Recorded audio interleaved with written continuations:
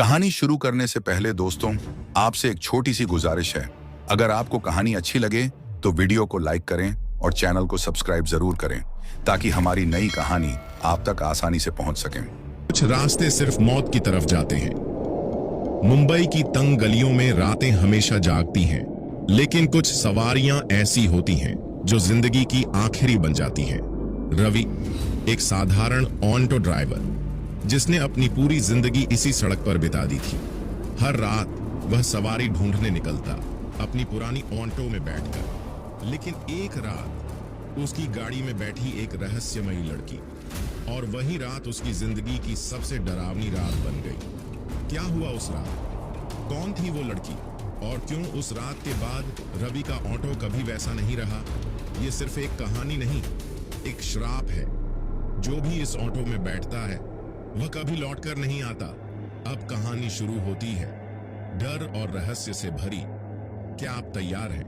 रात का समय था। घड़ी में 1:30 बज रहे थे।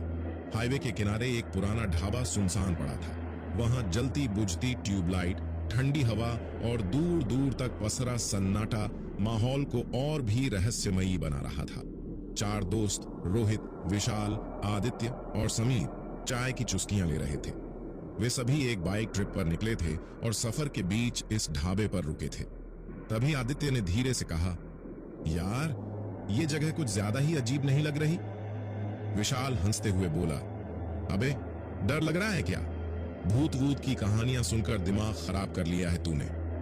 रोहित, जो हॉरर कहानियों का दीवाना था, चाय का एक घूंट लेकर मुस्कुराया और बोला, अगर सच में डरावनी कहानी सुननी है तो मैं तुम्हें एक सच्ची घटना सुना सकता हूं।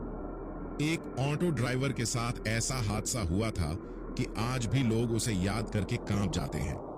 समीर, जो अब तक शांत था, बोला, चल सुना, लेकिन अगर कहानी बकवास हुई तो तुझे चाय पिलानी पड़ेगी। रोहित ने माहौल को महसूस करते हुए कहा, तो सुनो, यह कहानी है रवि नाम के एक ऑटो ड्राइवर की। रवि एक मेहनती ऑटो ड्राइवर मुंबई की सड़कों पर दिन रात मेहनत करता था। उसकी कमाई ज्यादा अच्छी नहीं थी, इसलिए वह देर रात तक ऑटो चलाने से परहेज नहीं करता था। उस रात वह बेहद थका हुआ था। आंखों में नींद थी, लेकिन जेब खाली थी। बस आज की आखिरी सवारी और फिर घर, वह खुद से बड़बड़ाया। रात के 12:15 रहे थे। वह जुहू चौपाटी के पास से गुजर रहा था। समुद्र की लहरों की आवाज हल्की हल्की सुनाई दे रही थी। तभी उसने सड़क किनारे एक महिला को देखा। सफेद साड़ी, लंबे खुले बाल और चेहरा अजीब सा उतरा हुआ था।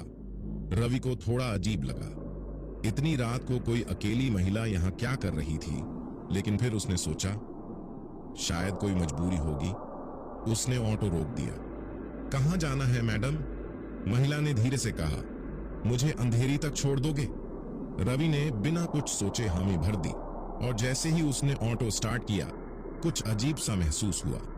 सड़क पर अचानक ठंडी हवा बहने लगी थी। रवि ने गर्दन घुमाकर देखा तो औरत चुपचाप बैठी थी। उसकी नजरें सीधी सड़क पर थीं। रवि ने कुछ पल आईने में देखा और फिर झट से आंखें फेर लीं। उसकी पीठ में ठंडी लहर दौड़ गई थी। कुछ मिनट तक दोनों के बीच कोई बातचीत नहीं हुई। सड़कें सुनसान थीं, सिर्फ ऑटो की घरघराहट गूंज रही थी। लेकिन फिर रवि ने आईने में दोबारा देखा और उसकी रूह कांप गई। क्या हुआ भाई? विशाल ने उत्सुकता से पूछा।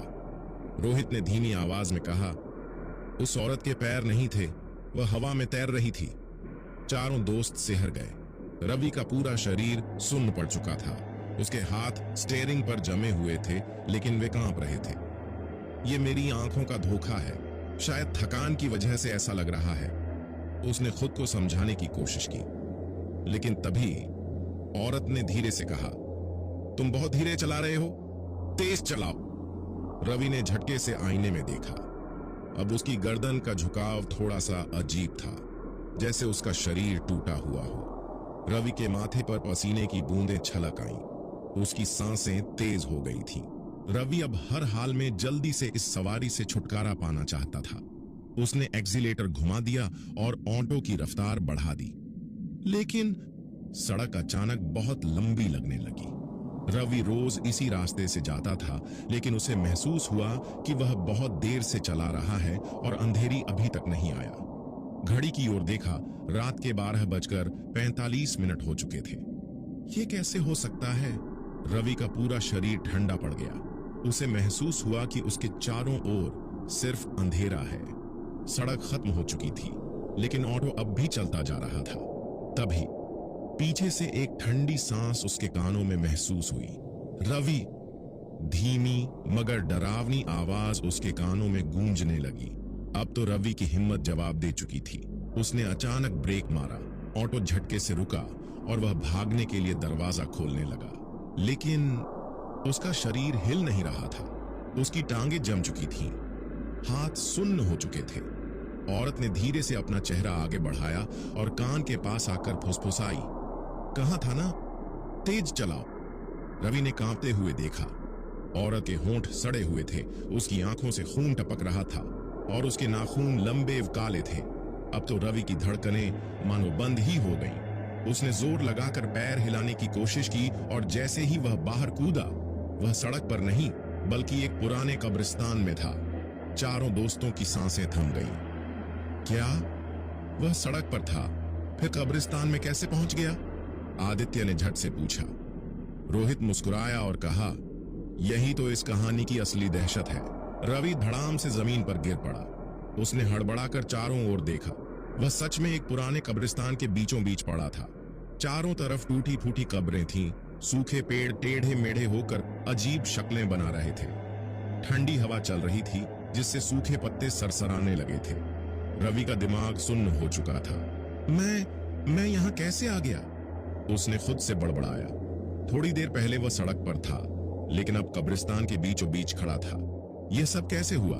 तभी पीछे से वही भयानक हंसी गूंज उठी। रवि ने कांपते हुए पीछे मुड़कर देखा। वही औरत अब कुछ कदम दूर खड़ी थी, लेकिन इस बार उसका सिर हल्का सा झुका हुआ था, जैसे उसकी गर्दन टूटी हुई हो। उसके काले गहरे गड्ढों जैसे खाली आंखों से खून बह रहा था। उसके होंठ अजीब तरीके से मुस्कुरा रहे थे, मानो किसी शिकार को देखकर शिकारी खुश हो। रवि के शरीर से जैसे सारा खून ही सूख गया। तू भाग नहीं सकता रवि? वह औरत धीमे धीमे बोली। रवि ने अपनी पूरी ताकत लगाई और तुरंत भागने की कोशिश की, लेकिन उसके पैर जमीन से चिपक गए थे। वह जोर जोर से हिलने की कोशिश कर रहा था, लेकिन उसके पैर जैसे किसी अनदेखी ताकत ने जकड़ ली थे। औरत धीरे धीरे उसकी ओर बढ़ने लगी। हर कदम के साथ उसकी हंसी और गूंजने लगी। मुझे जाने दो, मैं तुम्हारा क्या बिगाड़ा है? रवि चीख पड़ा, लेकिन औरत अब सिर्फ कुछ कदम दूर थी। उसकी हड्डियों की चरमराने की आवाज साफ सुनाई दे रही थी। रवि का दिल बेतहाशा धड़क रहा था। तभी कब्रिस्तान के कोने से एक आवाज आई, मंत्र पढ़ो जल्दी। रवि ने उधर देखा। एक बूढ़ा साधु हाथ में एक त्रिशूल लिए खड़ा था। उसकी आंखें लाल हो रही थीं और वह जमीन पर कुछ गोबर से बनी रेखाएं खींच रहा था।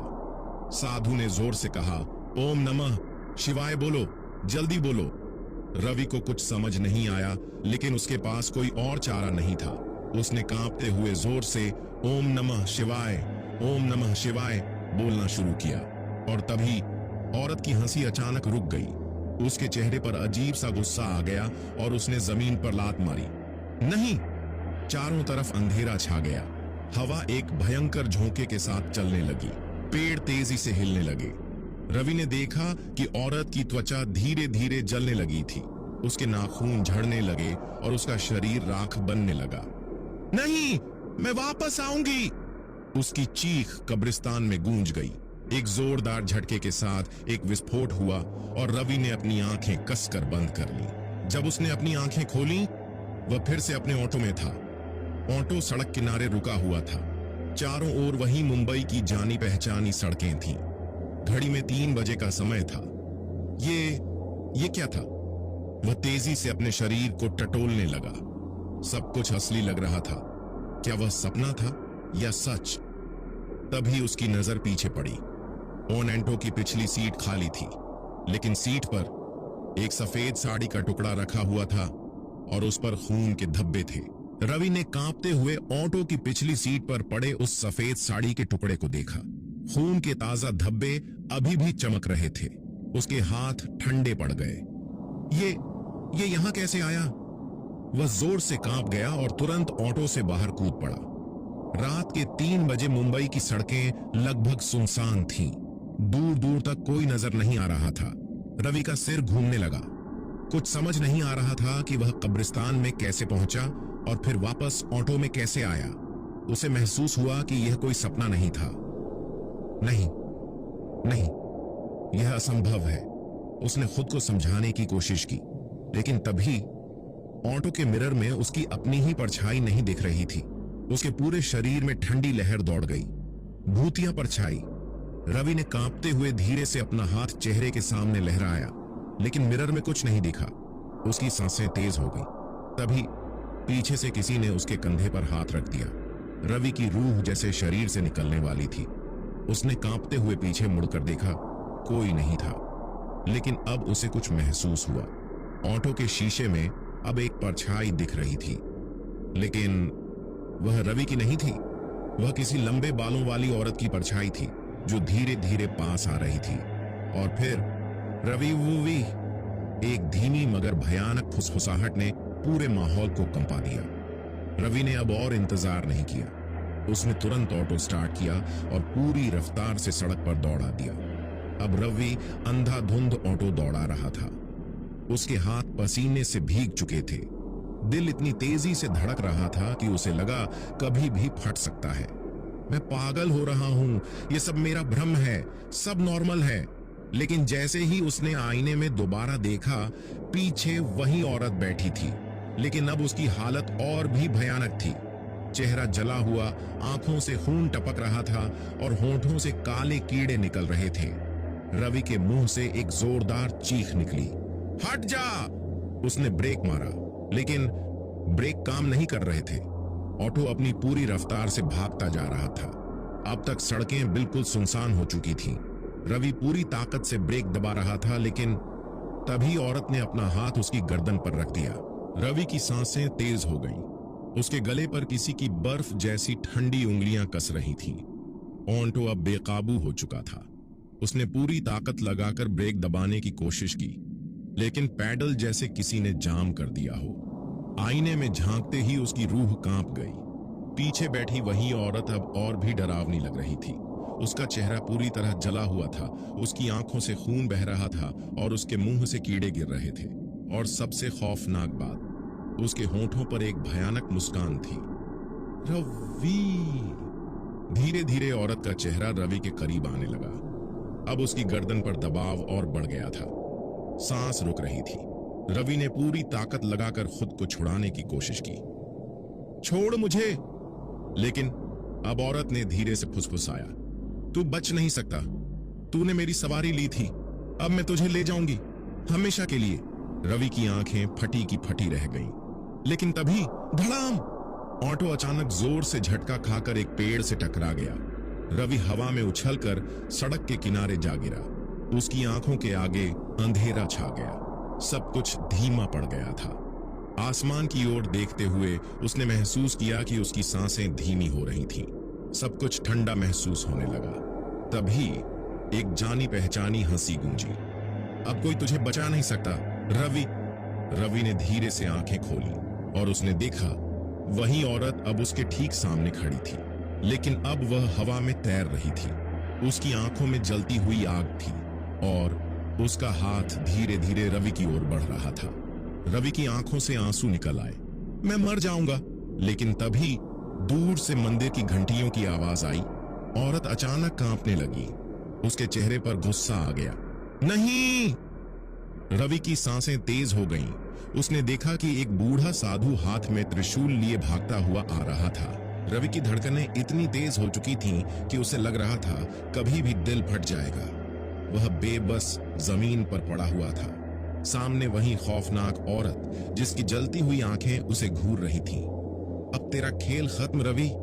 उसकी आवाज गूंजते ही रवि का शरीर हवा में उठने लगा। नहीं! रवि जोर से चिल्लाया, लेकिन उसका शरीर हवा में उल्टा लटक गया। गर्दन अपने आप पीछे मुड़ने लगी। रवि की आंखें ऊपर की ओर पलटने लगीं। उसे लगा बस अब सब खत्म।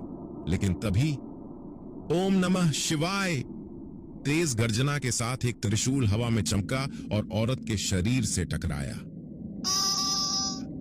एक दिल दहला देने वाली चीख के साथ औरत का शरीर झटके से हवा में झुलसने लगा। रवि जमीन पर धड़ाम से गिरा। उसकी सांसें फट रही थीं। उसने कांपते हुए ऊपर देखा। वह बूढ़ा साधु त्रिशूल थामे खड़ा था। उसकी आंखों में एक अलग ही चमक थी। रवि कांपते हुए खड़ा हुआ और उस साधु के पैरों में गिर पड़ा। बाबा, बचा लो मुझे, ये कौन है? साधु ने गहरी सांस ली और कहा, यह औरत नहीं, यह एक यक्षिणी है। रवि का दिमाग सुन्न पड़ गया। यक्षिणी? साधु ने आगे कहा, यह कोई आम भूतनी नहीं, बल्कि एक दुष्ट आत्मा है जो इंसानों की आत्मा को कैद कर लेती है। ये अक्सर रात के समय अकेले यात्रियों को शिकार बनाती है। रवि की आंखों में डर था। लेकिन ये मेरे पीछे क्यों पड़ी? साधु ने गहरी नजरों से उसकी ओर देखा और कहा, क्योंकि तूने इसे अपने ऑटो में बैठाया था। अब ये तुझे भी मारकर अपने साथ ले जाना चाहती है। रवि की रूह कांप गई। मैं क्या करूं बाबा? साधु ने तेज आवाज में कहा, भाग, जितना जल्दी हो सके इस जगह से भाग, वरना ये वापस आ जाएगी। रवि ने बिना कुछ सोचे अपने ऑटो की ओर दौड़ लगा दी। लेकिन तभी पीछे से वही आवाज गूंजी, तू मुझसे बच नहीं सकता रवि। रवि ने पूरी ताकत लगाकर ऑटो की ओर दौड़ लगाई। लेकिन ऑटो अचानक खुद ब खुद स्टार्ट हो गया। उसके हेडलाइट्स जलने बुझने लगे और हॉर्न अपने आप बज उठा, पों पों पों पों। रवि के कदम वहीं रुक गए। ये क्या हो रहा है? साधु ने जोर से मंत्र पढ़ना शुरू किया। लेकिन तभी हवा में एक भयंकर गर्जना गूंजी। तू उसे बचा नहीं सकता साधु। रवि के ठीक सामने एक तेज धुएं जैसी काली आकृति अचानक हवा में उभरी। आसपास की बत्तियां खुद ब खुद बुझ गईं। यक्षिणी वापस आ चुकी थी, लेकिन अब वह पहले से और भी ज्यादा खतरनाक लग रही थी। उसका सड़ा गला चेहरा, जलती हुई आंखें और काले लंबे बाल जो जमीन पर घिसट रहे थे। रवि! उसकी आवाज पूरे माहौल में गूंजने लगी। रवि की टांगें कांपने लगी। नहीं, मुझे छोड़ दो। लेकिन यक्षिणी ने हवा में हाथ उठाया और रवि का शरीर हवा में ऊपर उठ गया। साधु ने त्रिशूल उठाया और जोर से कहा, ओम ह्रीं क्लीं चामुंडाय विच्छे। जैसे ही मंत्र गूंजा, यक्षिणी जोर से चीख उठी, नहीं! उसका चेहरा और भी डरावना हो गया। लेकिन रवि अब भी हवा में लटक रहा था। यक्षिणी ने घूरते हुए रवि की ओर देखा और धीरे से फुसफुसाई, अगर मैं इसे नहीं ले जा सकती तो ये भी जिंदा नहीं बचेगा। तभी धड़ाम! रवि जमीन पर गिर पड़ा और उसके होठों से खून बहने लगा। साधु ने जोर से त्रिशूल यक्षिणी की ओर फेंका। जा, अपनी अग्नि में जल जा, पिशाचिनी। जैसे ही त्रिशूल यक्षिणी के सीने में धंसा, हाँ! चारों तरफ भयानक चीखें गूंज उठी। यक्षिणी का शरीर जलने लगा। उसकी त्वचा से काले धुएं निकलने लगे। वह जमीन पर गिर पड़ी और उसकी जलती हुई आंखें रवि को देख रही थीं। मैं वापस आऊंगी। और देखते ही देखते यक्षिणी राख बन गई। यक्षिणी की भयानक चीखों के साथ उसका शरीर जलकर राख बन चुका था। रवि जमीन पर गिरा पड़ा था। उसके होंठों से खून बह रहा था। साधु ने आगे बढ़कर उसके माथे पर भभूत लगाई और धीरे से कहा, अब तेरा डर खत्म हुआ बेटा। रवि की सांसें अब भी तेज चल रही थीं। उसका शरीर कांप रहा था। क्या वो सच में चली गई? साधु ने गहरी सांस ली और बोला, हाँ, लेकिन रवि ने तुरंत नजरें ऊपर उठाई। लेकिन क्या बाबा? साधु ने आसपास की राख को देखा और धीरे से बोला, इसका अंत करना इतना आसान नहीं था। यह कोई आम आत्मा नहीं थी। रवि का गला सूख गया। मतलब? साधु ने धीरे से एक धागा निकाला और रवि की कलाई पर बांधते हुए कहा, इसका श्राप तुझ पर लग चुका है। यह तुझे आसानी से छोड़कर नहीं जाएगी। रवि की रूह कांप गई। साधु ने जमीन से एक मुट्ठी राख उठाई और धीरे से मंत्र पढ़ने लगा। लेकिन तभी राख अचानक हवा में उड़ने लगी और एक शक्ल बनाने लगी। रवि के चेहरे से खून उतर गया। राख से बनी आकृति में यक्षिणी का चेहरा बन चुका था। उसकी आंखें अब भी जल रही थीं और उसके होंठों पर वही भयानक मुस्कान थी। और तभी रवि वावे चारों तरफ उसकी हंसी गूंजने लगी। रवि के कान सुन्न हो गए। नहीं! साधु ने तुरंत गंगा जल छिड़का और देखते ही देखते राख बिखर गई, लेकिन एक आखिरी निशान बाकी रह गया था। रवि के ऑटो के शीशे पर खून से कुछ लिखा हुआ था, मैं वापस आऊंगी। रवि का पूरा शरीर पसीने से भीग चुका था। उसकी आंखें अब भी ऑटो के शीशे पर लिखे उन खौफनाक शब्दों को घूर रही थी, मैं वापस आऊंगी। उसका सिर चकराने लगा। नहीं नहीं, ये सब खत्म हो चुका है, उसने खुद से कहा, लेकिन उसके भीतर कहीं न कहीं एक अजीब सा डर बैठ चुका था। साधु ने गहरी सांस ली और बोला, बेटा, इसे हल्के में मत लेना, ये आत्माएं इतनी आसानी से नहीं जाती। रवि ने कांपते हुए कहा, अब मैं क्या करूं बाबा? साधु ने उसे एक काला धागा और एक ताबीज दिया। इसे हमेशा अपने पास रखना और कोशिश करना कि रात के समय अकेले किसी अजनबी को ऑटो में ना बिठाना। रवि ने झट से ताबीज पकड़ लिया और गले में पहन लिया। रवि को लगा कि अब सब ठीक हो जाएगा। उसने अगले दिन से फिर से अपना ऑटो चलाना शुरू कर दिया। रातें अब भी डरावनी लगती थीं, लेकिन उसने साधु की बात मानकर रात में सवारी लेनी बंद कर दी। धीरे धीरे जिंदगी पटरी पर लौट रही थी, लेकिन फिर एक रात फिर से कुछ अजीब हुआ। उस दिन करीब 11 बजे रवि ने आखिरी सवारी छोड़कर ऑटो पार्क किया और घर की ओर बढ़ने लगा। लेकिन जैसे ही उसने दरवाजा खोला, घर के अंदर की लाइट्स अपने आप जल बुझने लगी और फिर पिछले कमरे से किसी के रोने की आवाज आने लगी। रवि का खून जम गया। कौन है? कोई जवाब नहीं आया। आवाज अब भी आ रही थी, धीमी, करुण, लेकिन भयानक। रवि ने हिम्मत जुटाई और धीरे धीरे कदम बढ़ाए, लेकिन तभी उसकी पीठ पर किसी ने हाथ रख दिया।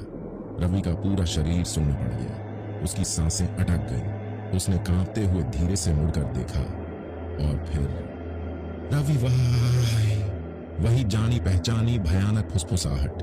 रवि की चीख निकलने वाली थी, लेकिन तब तक बहुत देर हो चुकी थी। क्या यक्षिणी सच में वापस आ चुकी है या ये सिर्फ उसका वहम है? रवि का गला सूख चुका था। उसके पीछे किसी की ठंडी उंगलियां उसकी गर्दन को छू रही थी।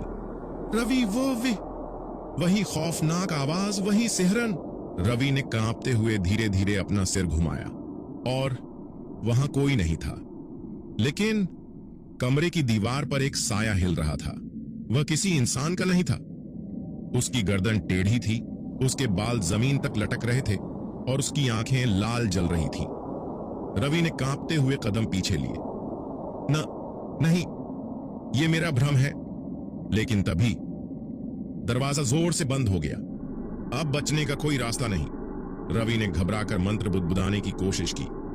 AUM नमः शिवाय, AUM नमः शिवाय, लेकिन उसकी आवाज धीमी होती जा रही थी। कमरे में अचानक ठंड बढ़ने लगी, सांसों से भाप निकलने लगी और फिर दीवार पर बना साया धीरे धीरे रवि के सामने आकार लेने लगा। अब वह सिर्फ साया नहीं था, यक्षिणी सच में सामने खड़ी थी। उसका चेहरा अब भी जल रहा था, उसकी आंखों से खून टपक रहा था और होठों पर वही भयानक मुस्कान थी। मैंने कहा था ना, मैं वापस आऊंगी। रवि के पैरों तले जमीन खिसक गई, उसका गला एकदम सूख गया। रवि ने झट से दरवाजे की ओर दौड़ने की कोशिश की, लेकिन यक्षिणी ने अपनी लंबी सड़ी हुई उंगलियां आगे बढ़ाईं और रवि का हाथ पकड़ लिया। अब कहां भागेगा रवि? रवि के शरीर में एक तेज करंट जैसा झटका लगा। उसकी आंखों के आगे सब अंधेरा छाने लगा और फिर अगले ही पल रवि की चीखें पूरे कमरे में गूंज उठी। रवि की चीख पूरे कमरे में गूंज उठी। यक्षिणी की बर्फ जैसी ठंडी उंगलियां उसकी कलाई को जकड़ चुकी थी। उसकी आंखों में जलती हुई आग थी और उसके फटे हुए होठों पर वही भयानक मुस्कान। अब तू मुझसे बचकर नहीं जा सकता रवि। रवि ने पूरी ताकत से अपना हाथ छुड़ाने की कोशिश की, लेकिन उसके शरीर में जैसे जान ही नहीं बची थी। यक्षिणी ने धीरे से अपने सड़े हुए नाखून रवि के माथे पर रखे और फिर रवि की आंखों के आगे एक भयानक दृश्य उभरने लगा। पिछला जन्म यक्षिणी कौन थी? रवि ने देखा, वह एक पुराने समय के गांव में खड़ा था। सामने एक खूबसूरत लड़की खड़ी थी। ये कौन है? लेकिन तभी उसने देखा वह लड़की किसी के सामने गिड़गिड़ा रही थी। रवि, मुझे मत मारो, मैंने तुमसे प्यार किया था। रवि का दिल दहल गया। उसने गौर से देखा, जो आदमी उस लड़की को मारने जा रहा था वह कोई और नहीं बल्कि खुद रवि था। नहीं, यह सच नहीं हो सकता। यक्षिणी की हंसी गूंज उठी। अब समझ आया रवि, तूने मुझे मारा था, तूने मुझे धोखा दिया था, अब मैं तुझे वैसे ही मारूंगी। रवि के शरीर में खून जैसे जम चुका था। अब क्या रवि का अंत होगा या कोई चमत्कार होगा? रवि की सांसें थमने लगीं। वह अब समझ चुका था कि यक्षिणी कोई आम आत्मा नहीं थी बल्कि उसका अतीत उससे बदला लेने आया था। नहीं, यह झूठ है। रवि ने पूरी ताकत लगाकर खुद को उस भ्रम से निकालने की कोशिश की, लेकिन यक्षिणी की पकड़ और भी मजबूत हो चुकी थी। तूने मुझे धोखा दिया था रवि, अब तेरा वक्त खत्म हो चुका है। अचानक यक्षिणी ने रवि को हवा में उठा दिया। उसका गला कसने लगा, सांसें रुकने लगी। छोड़ दो। लेकिन यक्षिणी की आंखों में सिर्फ बदले की आग थी। रवि ने आखिरी कोशिश की। उसने अपने गले में पड़ा ताबीज पकड़ लिया और पूरी ताकत से यक्षिणी के माथे पर रख दिया। AUM नमः शिवाय। ताबीज लगते ही यक्षिणी की चीखें पूरे घर में गूंज उठी। उसका शरीर तेजी से जलने लगा। रवि नीचे गिर पड़ा और हांफते हुए देखा। यक्षिणी की त्वचा पिघल रही थी और उसके चेहरे पर भयानक पीड़ा थी। नहीं, मैं हार नहीं सकती। लेकिन अब बहुत देर हो चुकी थी। यक्षिणी ने एक आखिरी चीख मारी और देखते ही देखते जलकर राख बन गई। क्या अब सब खत्म हो गया? कमरे में एक अजीब सी शांति छा गई। रवि ने धीरे से आंखें खोली। अब वहां कोई नहीं था, सिर्फ फर्श पर राख पड़ी थी। रवि ने कांपते हुए गहरी सांस ली। ये खत्म हो गया। लेकिन जैसे ही वह दरवाजा खोलकर बाहर निकला, पीछे से एक फुसफुसाहट आई। मैं वापस आऊंगी। क्या सच में यह अंत था या यक्षिणी का श्राप अब भी बाकी है? रवि के कदम दरवाजे पर ठिठक गए। उसके कानों में वही भयानक फुसफुसाहट गूंज रही थी। मैं वापस आऊंगी। उसका गला सूख गया। उसने धीरे से पीछे मुड़कर देखा। कमरे में अब भी राख बिखरी पड़ी थी। सारी लाइटें बुझ चुकी थीं। हवा में अब भी यक्षिणी की गंध थी। सड़ी गली, भयावह। रवि ने कांपते हुए अपनी धड़कन पर काबू पाने की कोशिश की। नहीं, ये मेरा वहम होगा। लेकिन रवि ने जैसे ही अपने ऑटो की ओर कदम बढ़ाए, उसने देखा ऑटो की पिछली सीट पर कोई बैठा था। एक औरत, लाल साड़ी में, लंबे घने बाल। रवि का शरीर पसीने से भीग गया। नहीं, ये कैसे हो सकता है? उसने कांपते हुए धीरे से ऑटो की ओर कदम बढ़ाया। लेकिन जैसे ही उसने गाड़ी का दरवाजा खोला, पिछली सीट खाली थी। कोई नहीं था। आखिरी खतरा। रवि की सांसें तेज हो गईं। शायद मेरा दिमाग खेल खेल रहा है, उसने खुद से कहा। लेकिन तभी उसने देखा ऑटो के शीशे पर खून से कुछ लिखा था। तू बच नहीं सकता। रवि ने चीखने के लिए मुंह खोला, लेकिन उससे पहले पीछे से एक ठंडी सांस उसके कानों से टकराई। मैं वापस आ चुकी हूं। रवि के कान के पास ठंडी सांसों की सनसनी दौड़ गई। उसका शरीर सुन्न पड़ गया। उसने कांपते हुए धीरे धीरे अपना सिर घुमाया और फिर उसके ठीक पीछे यक्षिणी खड़ी थी, लेकिन अब वह पहले से भी ज्यादा डरावनी लग रही थी।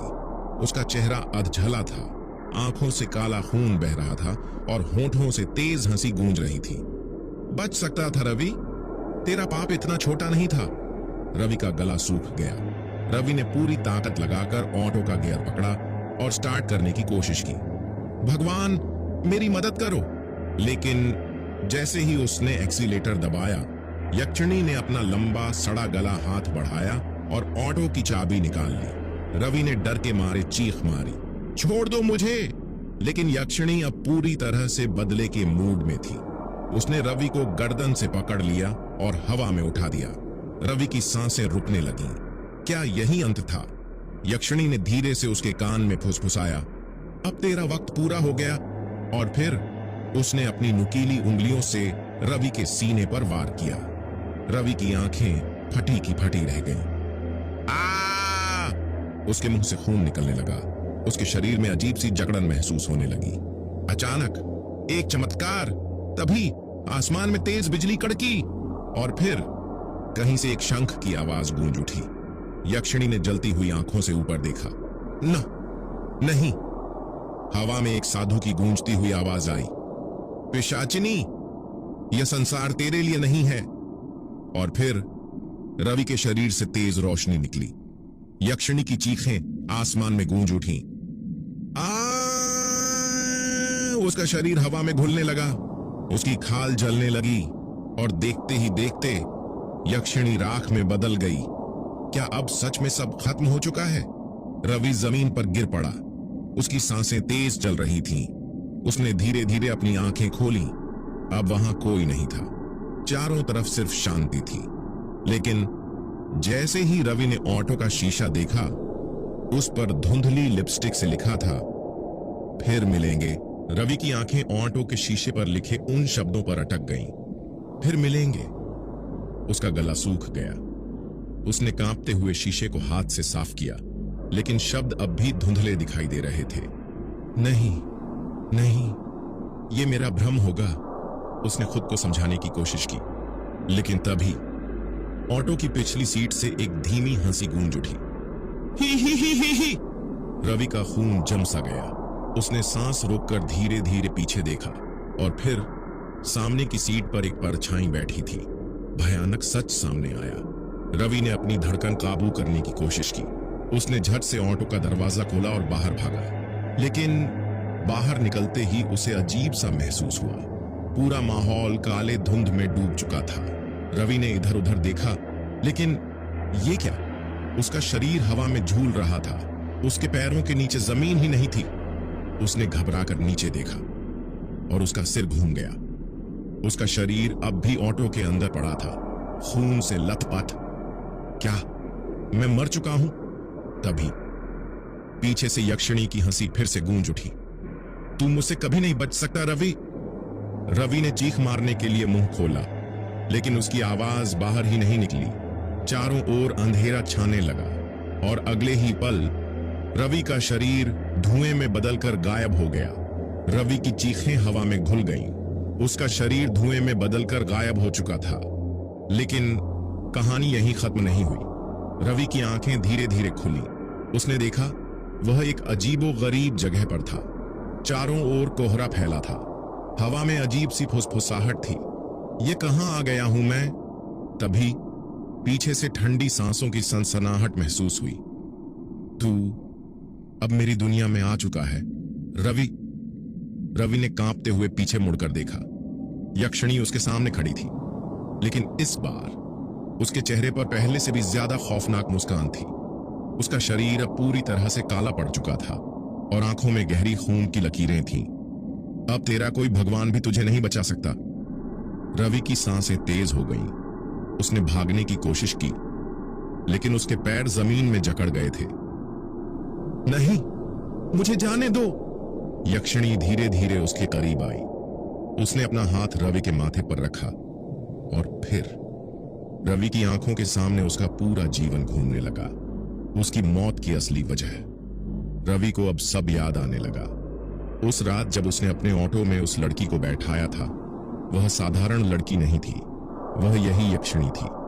रवि ने ही उसे धोखा देकर मौत के घाट उतारा था, लेकिन वह इतनी आसानी से मरने वाली नहीं थी। यक्षिणी का बदला पूरा हुआ।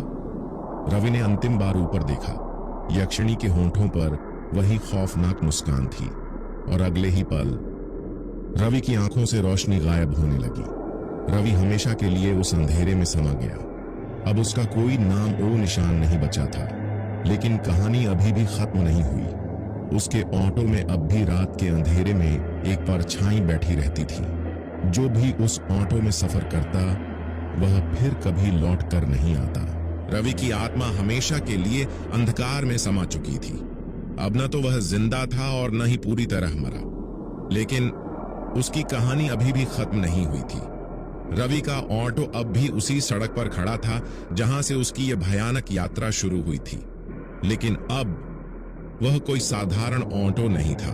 रात के समय जब कोई मुसाफिर उसे रोकता तो ऑटो अपने आप स्टार्ट हो जाता और जैसे ही कोई उस पर बैठता, वह अंधेरे में गुम हो जाता। पहला शिकार। उस रात रमेश नाम का एक व्यक्ति ऑफिस से देर रात घर लौट रहा था। सड़क सुनसान थी। तभी उसने देखा सामने एक ऑटो खुद ब खुद खड़ा था। कोई ड्राइवर नहीं, फिर भी ऑटो स्टार्ट था। अजीब बात है, लेकिन मुझे जल्दी घर पहुंचना है। रमेश ने झिझकते हुए ऑटो का दरवाजा खोला और बैठ गया। ड्राइवर कौन है? जैसे ही उसने अंदर बैठकर पूछा, भैया चलिए एमजी रोड। कोई जवाब नहीं आया। रमेश ने फिर से कहा, ड्राइवर भाई सुन रहे हो? तभी रियर व्यू मिरर में उसे एक चेहरा दिखा, रवि का बेजान चेहरा। उसकी आंखों से खून बह रहा था और होंठों पर खौफनाक मुस्कान थी। अब तेरी बारी है। रमेश की रगों में खून जम गया। उसने भागने के लिए दरवाजा खोला, लेकिन दरवाजा खुद ब खुद लॉक हो चुका था। ऑटो अचानक तेजी से चलने लगा। रमेश की चीखें हवा में गूंज उठी और फिर अगली सुबह सड़क किनारे एक जला हुआ ऑटो मिला। उसके अंदर कोई नहीं था, लेकिन शीशे पर खून से लिखा था, श्राप अभी भी जारी है। रवि का श्रापित ऑटो अब एक मौत का जाल बन चुका था। जो भी इसमें बैठता वह वापस नहीं लौटता। लेकिन यह सिर्फ एक शुरुआत थी। नई शिकार की तलाश उस रात रवि के ऑटो ने फिर किसी को बुलाया। समीर, जो देर रात एक पार्टी से लौट रहा था, उसने सड़क किनारे खड़े ऑटो को देखा। रात के 2 बजे का समय था। सड़कें सुनसान थीं, चारों तरफ अंधेरा पसरा था। ऑटो का इंजन अपने आप स्टार्ट था, लेकिन अंदर कोई ड्राइवर नहीं दिख रहा था। समीर ने झिझकते हुए पूछा, भाई साहब लिंक रोड चलोगे? कोई जवाब नहीं आया, लेकिन ऑटो के हेडलाइट्स अचानक चमक उठे। ये देखकर समीर अंदर बैठ गया। शायद ऑटोमेटिक स्टार्ट हो जाता होगा, उसने खुद को समझाया। लेकिन जैसे ही उसने अंदर बैठकर दरवाजा बंद किया, दरवाजे खुद ब खुद लॉक हो गए। ऑटो धीरे धीरे अपने आप चलने लगा। समीर ने डरते हुए चारों तरफ देखा। तभी रियर व्यू मिरर में एक चेहरा उभरने लगा। रवि का चेहरा, फटा हुआ चेहरा, खून से सने होंठ और जलती हुई आंखें। अब तू बच नहीं सकता। समीर की सांसें तेज हो गईं। उसने भागने की कोशिश की, लेकिन सीट बेल्ट अपने आप उसके गले में कस गई। ऑटो धीरे धीरे अंधेरे में समा रहा था। आखिरी चीख समीर ने पूरी ताकत लगाकर चिल्लाने की कोशिश की, लेकिन उसकी आवाज खोखले सन्नाटे में गुम हो गई। ऑटो ने एक सुनसान सड़क पर जाकर अचानक ब्रेक लगाया और फिर अगली सुबह वहीं सड़क किनारे फिर एक जला हुआ ऑटो खड़ा था। लेकिन इस बार ऑटो के शीशे पर लिखा था, श्राप बढ़ता ही जाएगा। समीर की गायब होने की खबर शहर में आग की तरह फैल गई। लोगों ने रवि के ऑटो को सड़क किनारे जला हुआ देखा, लेकिन कोई यह समझ नहीं पा रहा था कि आखिर हर रात कोई न कोई इसमें बैठकर गायब क्यों हो जाता है। अब तक यह सिर्फ एक अफवाह मानी जा रही थी, लेकिन अब यह हकीकत बन चुकी थी। रवि के इलाके में ही पंडित अर्जुन नाथ नाम के एक तांत्रिक रहते थे। जब उन्होंने इस श्राप के बारे में सुना तो समझ गए कि यह कोई साधारण आत्मा नहीं, बल्कि कोई भयंकर शक्ति है। उन्होंने गांव के कुछ बुजुर्गों से पूछा, क्या तुम लोगों को याद है कि इस इलाके में पहले भी कोई ऐसा हादसा हुआ था? एक बूढ़े आदमी ने कांपती आवाज में बताया, आज से 20 साल पहले एक लड़की इस इलाके में रहस्यमयी तरीके से मरी थी। उसका नाम था मंजरी। मंजरी कौन थी? मंजरी एक युवा लड़की थी जो हर रात इसी सड़क से गुजरती थी। लेकिन एक रात जब वह घर लौट रही थी, तब कुछ लोगों ने उसे रवि के ऑटो में देखा था। उस रात क्या हुआ था? सुबह मंजरी की जली हुई लाश एक सुनसान सड़क पर मिली थी। किसी को नहीं पता कि उसके साथ क्या हुआ था, किसने मारा था और क्यों उसे जलाया गया था। लेकिन तब से लेकर अब तक हर साल उसी तारीख को एक आदमी गायब हो जाता था। और अब रवि का ऑटो मौत का खेल खेल रहा था। क्या पंडित अर्जुन नाथ इस श्राप को रोक पाएंगे? अब उन्हें पता चल चुका था कि रवि के ऑटो में जो आत्मा थी वह कोई और नहीं बल्कि मंजरी की थी। लेकिन सवाल यह था, क्या यह सिर्फ बदले की आग थी या इसके पीछे कोई और बड़ा राज छिपा था? रात के अंधेरे में वह ऑटो फिर सड़क पर आ चुका था। कोई ड्राइवर नहीं, फिर भी इंजन अपने आप स्टार्ट था। लोग अब इस ऑटो से डरने लगे थे, लेकिन पंडित अर्जुन नाथ ने ठान लिया था कि वह इस श्राप को खत्म करके रहेंगे। पंडित जी ने उस रात मंजरी के बारे में और गहराई से पड़ताल की और तब एक बड़ा रहस्य सामने आया। मंजरी की मौत एक हादसा नहीं थी, उसे बेरहमी से जलाया गया था और इस जुर्म में रवि का नाम भी शामिल था। सच सामने आया। 20 साल पहले रवि ने अपने साथियों के साथ मिलकर मंजरी को अपने ऑटो में बिठाया। उसके साथ कुछ ऐसा किया जिसे समाज में कभी माफ नहीं किया जा सकता था। और जब मंजरी ने विरोध किया तो उन्होंने उसे तेल डालकर जला दिया। लेकिन मरते वक्त मंजरी ने एक श्राप दिया था, तुम सब जलोगे, मैं लौटूंगी और इस ऑटो को तुम्हारी कब्र बना दूंगी। क्या इस श्राप से बचा जा सकता है? अब पंडित जी समझ चुके थे कि यह आत्मा बदले की आग में जल रही थी, लेकिन अगर इसे रोका नहीं गया तो यह श्राप बढ़ता ही जाएगा। पंडित अर्जुन नाथ ने एक बड़ा फैसला लिया। हमें इस ऑटो को हमेशा के लिए नष्ट करना होगा। लेकिन क्या भूतिया ऑटो इतनी आसानी से खत्म हो जाएगा या फिर यह श्राप हमेशा के लिए जिंदा रहेगा? पंडित अर्जुन नाथ ने फैसला किया कि रवि के ऑटो को जलाकर इस श्राप को खत्म किया जाएगा। लेकिन सवाल यह था, क्या यह आत्मा इतनी आसानी से मुक्त होगी? श्राप को खत्म करने की आखिरी कोशिश रात के 12 बजे पंडित जी और कुछ गांव के बुजुर्ग उस भूतिया ऑटो को लेकर एक सुनसान मैदान में पहुंचे। उन्होंने चारों ओर पवित्र धागा बांधा और हवन कुंड जलाया। ओम भूत प्रेत विनाशाय स्वाहा मंत्रों की गूंज के साथ ऑटो के चारों तरफ गर्म हवा बहने लगी। लेकिन तभी भूतिया आत्मा का प्रकोप, ऑटो अपने आप हिलने लगा। उसकी हेडलाइट्स तेज चमकने लगी और इंजन गर्जना करने लगा। तभी रवि की भयानक परछाई ऑटो के शीशे पर उभर आई। तुम लोग मुझे रोक नहीं सकते। आसमान में काले बादल घिर आए। हवा में मंजरी की चीखें गूंजने लगी। मुझे इंसाफ चाहिए, अग्नि स्नान, श्राप का अंत। पंडित जी ने जल्दी से गंगा जल छिड़का और मंत्रोच्चारण तेज किया। लेकिन ऑटो तेजी से घूमने लगा, जैसे कोई अदृश्य शक्ति उसे अपनी गिरफ्त में ले रही हो। गांव वाले डर के मारे पीछे हट गए, लेकिन पंडित जी डटे रहे। उन्होंने मशाल उठाई और ऑटो पर फेंक दी। आखिरी चीख और फिर सन्नाटा।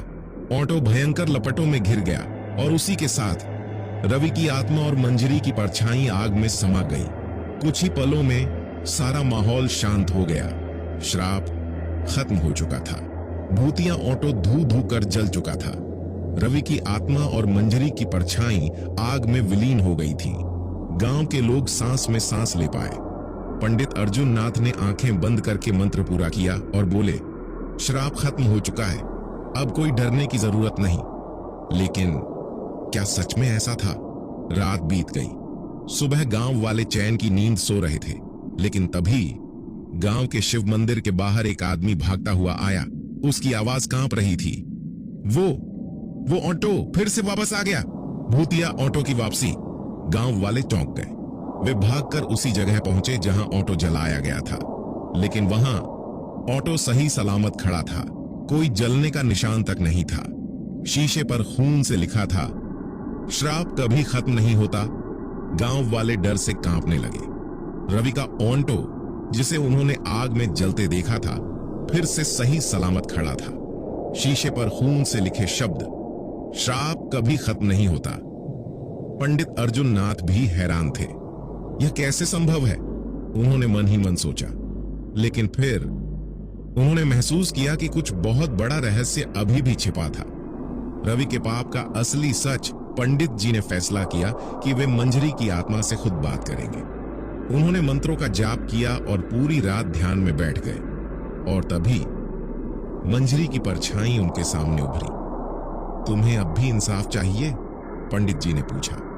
मंजरी की आंखों से खून टपक रहा था। उसने धीरे से कहा, हाँ, क्योंकि असली गुनहगार अब भी जिंदा है। गांव में छिपा एक पापी। पंडित जी चौंक गए। रवि तो मर चुका है, फिर भी श्राप क्यों जारी है? तभी मंजरी की आत्मा ने एक नाम लिया, श्यामलाल। श्यामलाल कौन था? गांव में एक अमीर जमींदार था, श्यामलाल। वह 20 साल पहले रवि का मालिक था और असल में उसी ने रवि को मंजरी को मारने का आदेश दिया था। रवि सिर्फ उसका एक मोहरा था। अब असली बदला शुरू होगा। अब मंजरी की आत्मा सिर्फ श्यामलाल को ढूंढ रही थी। और अगली रात श्यामलाल की हवेली में कुछ अजीब घटने वाला था। अब यह साफ हो चुका था कि श्राप अभी खत्म नहीं हुआ था। रवि सिर्फ एक मोहरा था, असली गुनहगार श्यामलाल था। श्यामलाल की हवेली में अजीब घटनाएं। उस रात हवेली में तेज हवा चल रही थी, सब लोग गहरी नींद में थे, लेकिन श्यामलाल जागा हुआ था। उसे महसूस हुआ कि कोई उसके कमरे में है। धीरे धीरे दरवाजा अपने आप खुला। भूतिया परछाई का हमला। श्यामलाल ने घबरा कर देखा, उसके सामने मंजरी की आत्मा खड़ी थी। चेहरा जला हुआ, आंखों से खून टपक रहा था। श्यामलाल, याद है तूने क्या किया था? श्यामलाल कांप उठा। नहीं, ये सब झूठ है, मुझसे कोई गलती नहीं हुई। लेकिन मंजरी चीख उठी, अब तेरा भी वही हाल होगा जो तूने मेरे साथ किया था।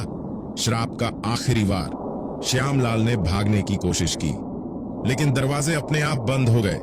कमरे की दीवारों से रवि और मंजरी की चीखें गूंजने लगीं। श्यामलाल की आंखें फटी की फटी रह गईं। उसकी परछाई दीवार पर जलने लगी और फिर एक तेज चीख के साथ वह हवेली में गायब हो गया। श्राप खत्म हो गया। अगली सुबह गांव वाले हवेली में पहुंचे, लेकिन वहां श्यामलाल कहीं नहीं था।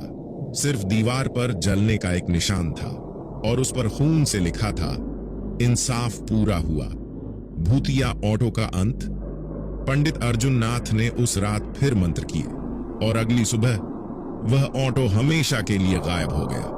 अब कोई भी उसका नाम नहीं लेता, लेकिन लोग आज भी कहते हैं, अगर किसी ने किसी लड़की पर जुल्म किया तो एक रात वही ऑटो उसे लेने आएगा। गांव में अब सब कुछ शांत था। न कोई भूतिया ऑटो, न मंजरी की आत्मा और न ही श्यामलाल। लोगों ने राहत की सांस ली, लेकिन एक अजीब बात हुई। पंडित अर्जुन नाथ, जिन्होंने श्राप खत्म किया था, वे उसी रात अपने आश्रम में सोए हुए थे। आधी रात को एक तेज हवा चली। मंदिर के घंटे अपने आप बज उठे और तभी पंडित जी की आंखें अचानक खुल गईं। उन्हें कमरे में कोई साया दिखाई दिया। पंडित जी, क्या सच में यह श्राप खत्म हो चुका है? एक धीमी डरावनी आवाज गूंजी। पंडित जी कांप उठे।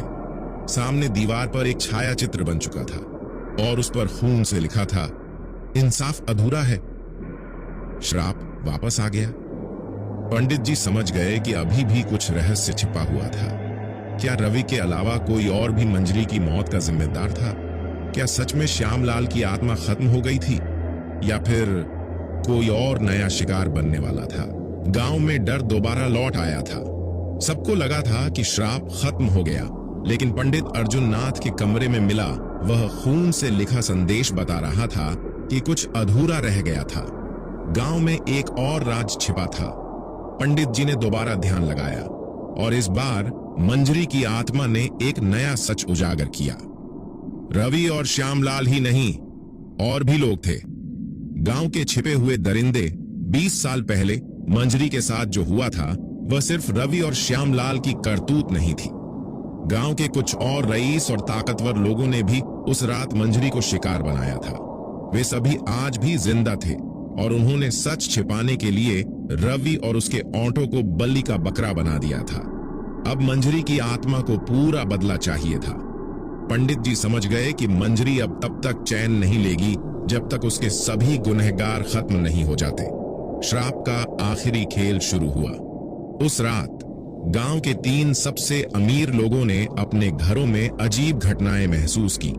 किसी के घर शीशे में डरावनी परछाइयां दिखी, किसी को रात में किसी ने जगाया लेकिन कमरे में कोई नहीं था, और किसी के कानों में मंजरी की दर्द भरी चीखें गूंजने लगीं। फिर एक के बाद एक 3 मौतें। पहली मौत, एक आदमी कुएं में गिरकर मर गया। दूसरी मौत, दूसरे को उसके ही घर में जला हुआ पाया गया। तीसरी मौत, आखिरी आदमी का शव उसी भूतिया ऑटो के अंदर मिला, जबकि ऑटो जल चुका था। अब गांव को समझ आ गया, मंजरी का बदला पूरा हो चुका था। श्राप का अंत। सुबह पंडित जी मंदिर के सामने बैठे थे। चारों ओर शांति थी। गांव में अब डर नहीं था। और फिर एक हवा का झोंका आया और उन्होंने सुना, धन्यवाद पंडित जी, अब मैं मुक्त हूं। गांव में अब सब कुछ शांत था। भूतिया ऑटो का नामो निशान मिट चुका था। मंजरी की आत्मा ने अपने गुनहगारों से बदला ले लिया था और पंडित अर्जुन नाथ को उसकी मुक्ति का संकेत भी मिल चुका था। लेकिन एक सवाल अब भी सबको परेशान कर रहा था, वह ऑटो आखिर कहां गया? गायब हुआ ऑटो या कुछ और? रात के 2 बजे गांव के बाहर एक सुनसान सड़क पर एक पुराना ऑटो खड़ा था, वैसा ही जैसा रवि का ऑटो था, ठीक उसी जगह जहां 20 साल पहले मंजरी को जलाया गया था। रात के अंधेरे में एक परछाई, गांव के एक आदमी सुरेश, जो देर रात शहर से लौट रहा था, उसने वह ऑटो देखा। उसे लगा कि कोई उसमें बैठा है।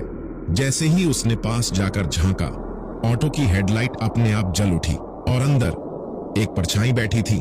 सुरेश चीख पड़ा और उल्टे पैर भागा, लेकिन जैसे ही उसने पीछे मुड़कर देखा, ऑटो वहां से गायब हो चुका था। क्या सच में यह कहानी खत्म हुई? पंडित अर्जुन नाथ ने सोचा था कि श्राप खत्म हो चुका है, लेकिन अगर श्राप खत्म हो गया था तो वह ऑटो फिर से क्यों दिखा? गांव में एक बार फिर डर लौट आया था। सुरेश, जिसने रात को वह भूतिया ऑटो देखा था, अब बुखार से तप रहा था।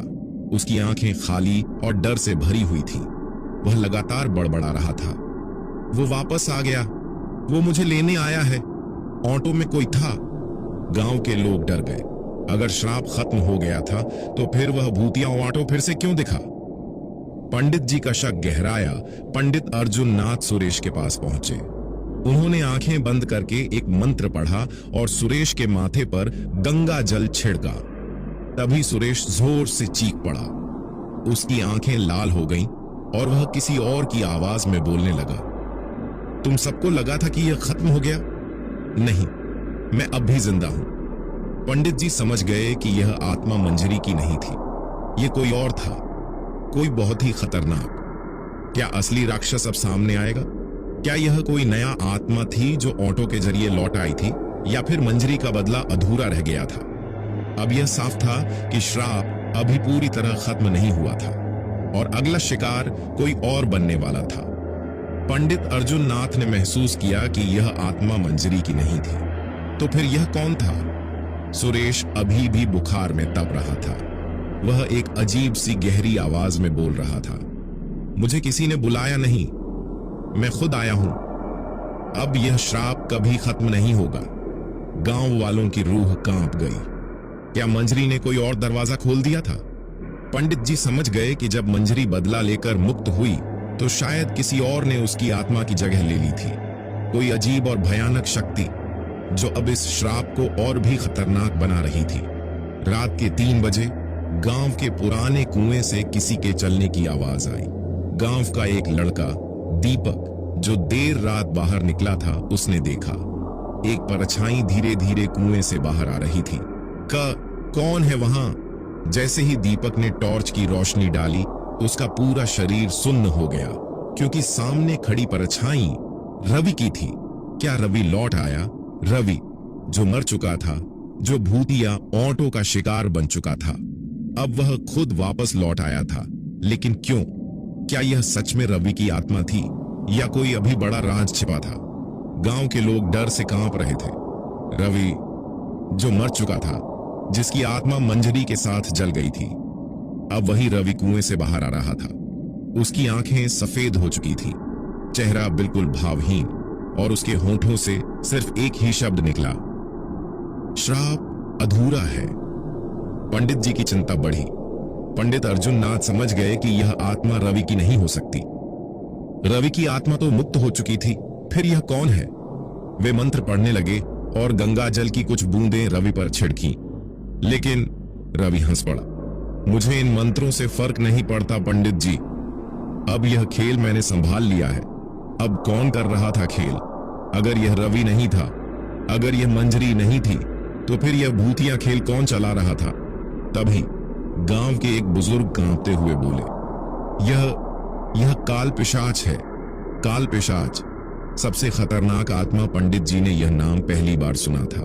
बुजुर्ग ने बताया, काल पिशाच वो आत्मा होती है जो बदला अधूरा रहने पर खुद आ जाती है और फिर ये कभी नहीं रुकती। अब यह श्राप किसी के भी हाथ में नहीं था। न मंजरी की आत्मा इसे रोक सकती थी, न रवि की आत्मा, न ही पंडित जी। अब कौन बनेगा अगला शिकार? काल पिशाच ने गांव में कदम रखा था और अब कोई भी सुरक्षित नहीं था। गांव के लोगों को अब समझ आ गया था कि यह खेल किसी इंसानी आत्मा का नहीं था, यह काल पिशाच का प्रकोप था। यह श्राप कभी खत्म नहीं होगा। रवि की शक्ल में खड़ा काल पिशाच हंस रहा था। गांव वाले डर से कांप रहे थे, लेकिन पंडित अर्जुन नाथ को एक बात खटक रही थी। काल पिशाच को किसने बुलाया? काल पिशाच खुद नहीं आता, उसे किसी ने बुलाया था। पंडित जी ने मंत्रों से पता लगाने की कोशिश की, लेकिन तभी गांव के एक आदमी की दर्दनाक चीख सुनाई दी। पहला शिकार। सब लोग भागकर गांव के चौपाल की तरफ गए। वहां रामलाल नाम का आदमी जमीन पर पड़ा तड़प रहा था। उसके पूरे शरीर पर काले निशान उभर आए थे, जैसे किसी ने उसे जलती हुई उंगलियों से पकड़ा हो। रामलाल कराते बोला, मैं मारा जाऊंगा, वो मुझे ले जाएगा। लेकिन वो कौन था? रामलाल के गुनाह का पर्दाफाश।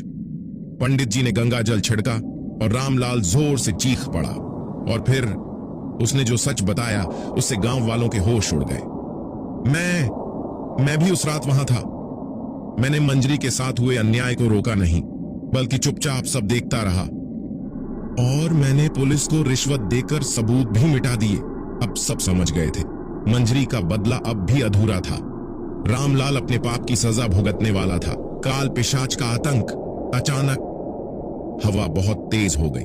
रामलाल के चारों ओर काले धुएं का भंवर बनने लगा, और फिर एक पल में रामलाल गायब हो गया। सिर्फ जमीन पर उसके जलते हुए पैरों के निशान बचे थे, और दीवार पर खून से लिखा था, अभी और बाकी हैं। रामलाल की भयानक मौत ने पूरे गांव को हिलाकर रख दिया था। अब यह साफ हो गया था कि जिसने भी मंजरी की मौत में हाथ बटाया था, काल पिशाच उसे एक एक करके खत्म करेगा। लेकिन अब सवाल यह था, असली गुनहगार कितने और बचे हैं? पंडित जी का आखिरी यज्ञ पंडित अर्जुन नाथ समझ चुके थे कि यह आम भूत प्रेत की बात नहीं थी। अब यह काल पिशाच का मामला था, और इसे रोकने का बस एक ही तरीका बचा था, अग्नि यज्ञ। अगर वह एक पवित्र यज्ञ कर दें तो इस श्राप की जड़ तक पहुंचा जा सकता था। लेकिन समस्या यह थी, यज्ञ करने के लिए उस जगह जाना होगा जहां यह श्राप जन्मा था, यानी उस पुराने कुएं के पास, मौत का कुआं, जहां काल पिशाच छिपा था। रात के ठीक 12 बजे पंडित जी, कुछ गांव वाले और मंजरी की आत्मा की शांति के लिए प्रार्थना करने वाले साधु उस कुएं के पास पहुंचे। चारों ओर तेज हवा बहने लगी। जैसे ही पंडित जी ने मंत्र पढ़ना शुरू किया, कुएं से भयानक चीखें गूंजने लगीं, और फिर मुझे रोका नहीं जा सकता। काल पिशाच की भयानक परछाई कुएं से निकलकर हवा में खड़ी हो गई। गांव वाले डर के मारे जमीन पर गिर गए। काल पिशाच की असली पहचान। लेकिन तभी पंडित जी ने मंत्रों से एक रहस्य खोल दिया। काल पिशाच कोई और नहीं, बल्कि खुद गांव का एक राक्षसी आत्मा बन चुका गुनहगार था, और वो था गांव का सरपंच विजय राज, जिसने 20 साल पहले मंजरी के साथ हुए अपराध को छिपाने के लिए खुद उसकी हत्या करवाई थी। विजय राज मरने के बाद काल पिशाच बन चुका था, और अब वह सबको मौत की नींद सुलाना चाहता था। गांव वाले सन्न रह गए।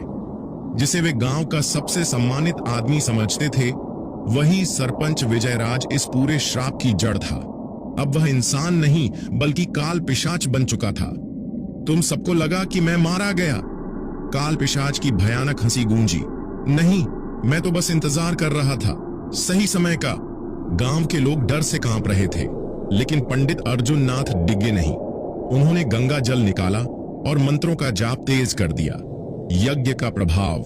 काल पिशाच कमजोर पड़ने लगा। जैसे ही यज्ञ की अग्नि भड़की, काल पिशाच की परछाई कांपने लगी। उसकी चीखें तेज होती गईं। नहीं, यह संभव नहीं। मैं इतना शक्तिशाली हूं कि मुझे कोई हरा नहीं सकता। लेकिन पंडित जी जानते थे कि हर श्राप का एक तोड़ होता है। काल पिशाच को खत्म करने का आखिरी मंत्र। पंडित जी ने सबसे शक्तिशाली मंत्र पढ़ना शुरू किया। ऊं ह्रीं काल नाशाय स्वाहा। यज्ञ की अग्नि अचानक भयानक लपटों में बदल गई, और तभी काल पिशाच की अंतिम चीख। काल पिशाच जमीन पर गिर पड़ा। उसका शरीर जलने लगा। उसकी चीखें इतनी डरावनी थीं कि गांव के पेड़ पौधे भी कांप उठे, और फिर एक विस्फोट के साथ वह भस्म हो गया। गांव पर से श्राप हट चुका था। विजयराज का भूतियापन खत्म हो गया, और अब वह आत्मा भी ही मुक्त हो गई। गांव को नई जिंदगी मिली, लेकिन गांव में फिर कभी भूतिया घटनाएं नहीं हुई।